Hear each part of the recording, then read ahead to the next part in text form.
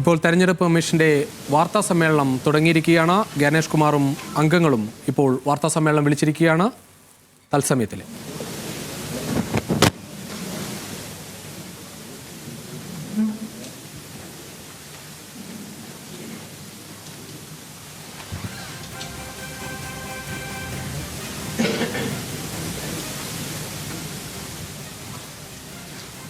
Good afternoon to all friends from media. आज Bharat election commission of India की press वार्ता में आप सबका बहुत बहुत स्वागत है। हमारे साथ honourable chief election commissioner of India,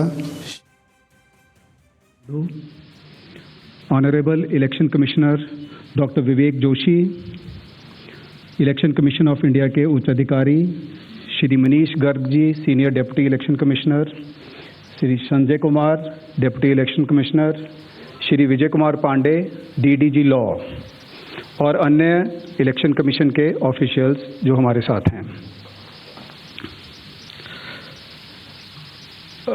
इस प्रेस कॉन्फ्रेंस का जो बेसिक फॉर्मेट है, it will be the honourable chief election commissioner will be addressing the media. That will be followed by a question and answer session. Questions will be generally taken in groups of 5, and the Honorable CEC would be answering them in one go. So you are requested that whenever you want to ask a question, kindly wait for your turn. There will be a micer who will be approaching you. Introduce yourself and your organization, and then you can ask your question. So that will be the basic format of the press conference. So kindly keep your mobile phones on the silent mode. Sir.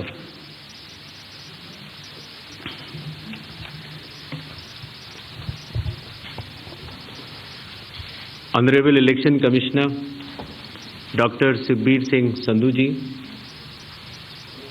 Honorable Election Commissioner Dr. Vivek Joshi ji, चुनाव आयोग के वरिष्ठ अधिकारीगण और media के मेरे दोस्तों,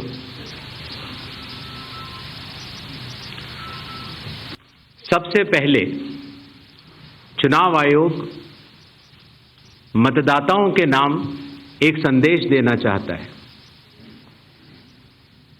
भारत के संविधान के अनुरूप भारत का हर नागरिक जो 18 वर्ष की आयु पूरी कर चुका हो,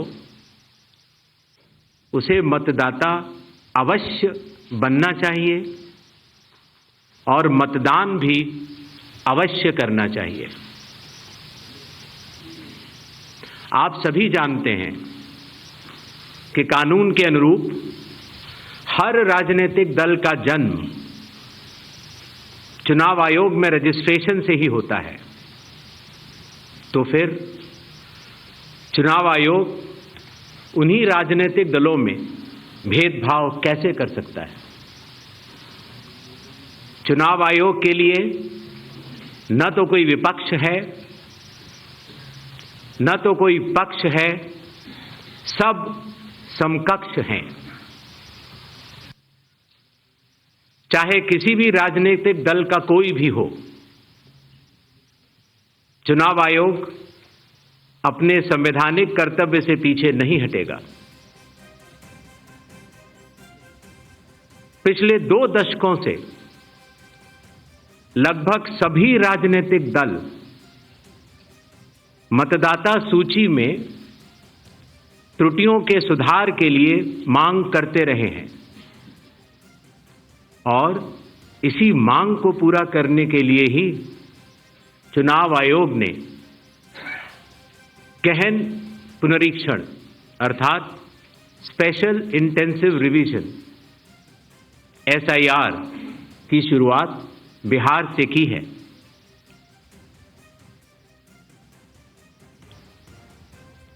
SIR की प्रक्रिया में सभी मतदाता, बूथ लेवल ऑफिसर्स और सभी राजनीतिक दलों द्वारा नामित 1.6 लाख BLAs ने मिलकर एक प्रारूप सूची तैयार की है। इस प्रारूप सूची की एक कॉपी आप सभी लोगों को दी गई है, जिसमें कि हर बूथ में जब ये प्रारूप सूची तैयार की जा रही थी तो सभी राजनीतिक दलों के बूथ लेवल एजेंट्स ने उसे हस्ताक्षर के साथ भी सत्यापित किया है। इस प्रारूप सूची में त्रुटियां हटाने के लिए एक बार फिर निर्धारित समय परिधि में सभी मतदाता और राजनीतिक दल मिलकर अपना बहुमूल्य योगदान दे रहे हैं। विगत आंकड़ों के अनुसार स्वयं मतदाताओं ने लगभग 28,370 ऐसे क्लेम्स एंड ऑब्जेक्शंस दिए हैं